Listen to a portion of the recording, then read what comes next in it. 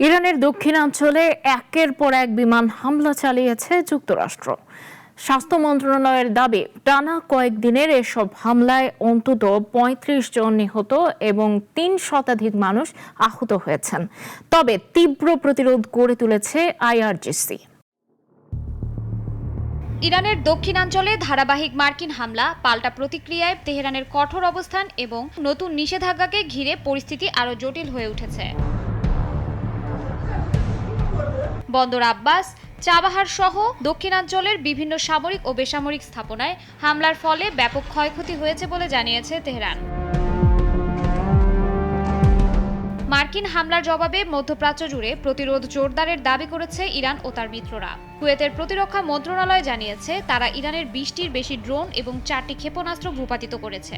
একই সময়ে ইরাকের ইরবিলে মার্কিন কনসুলেট ও একটি সামরিক ঘাঁটিকে লক্ষ্য করে ড্রোন হামলার খবর পাওয়া যায়।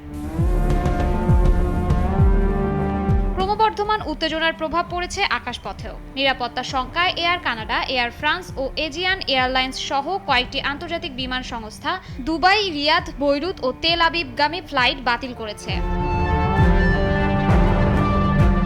এদিকে মার্কিন প্রেসিডেন্ট ডোনাল্ড ট্রাম্প দাবি করেছেন, ইরান সমঝোতার জন্য আগ্রহী হয়ে উঠেছে, তবে কোনো চূড়ান্ত সিদ্ধান্তের আগে তেহরানকে সংযত আচরণ করতে হবে বলেও মন্তব্য করেন তিনি।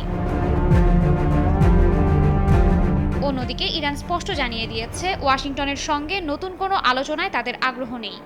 দেশটির পার্লামেন্ট স্পিকার মোহাম্মদ বাঘের গালিবাফ বলেছেন, যুক্তরাষ্ট্র যদি নিজেদের প্রতিশ্রুতি রক্ষা না করে তাহলে সমঝোতা চুক্তি মেনে চলার বাধ্যবাধকতাও ইরানের নেই। অন্যদিকে আল জাজিরার এক প্রতিবেদনে বলা হয়েছে, ইরানের তুনব দ্বীপে টানা ৯০ মিনিট অভিযান চালিয়েছে মার্কিন বাহিনী। এ হামলায় বড় ধরনের ক্ষয়ক্ষতির আশঙ্কা করা হচ্ছে। একই সঙ্গে হরমুজ প্রণালীতে জ্বালানি রপ্তানি আবারও বন্ধ করে দেওয়ার হুমকি দিয়েছে তেহরান। এদিকে মার্কিন সেন্টকম দাবি করেছে, হরমুজ প্রণালীতে বাণিজ্যিক জাহাজের সম্ভাব্য হামলার ক্ষেত্রে ইরানের সক্ষমতা কমিয়ে আনাই ছিল এই অভিযানের মূল উদ্দেশ্য। শাশ্বতী সরকার, নাগরিক।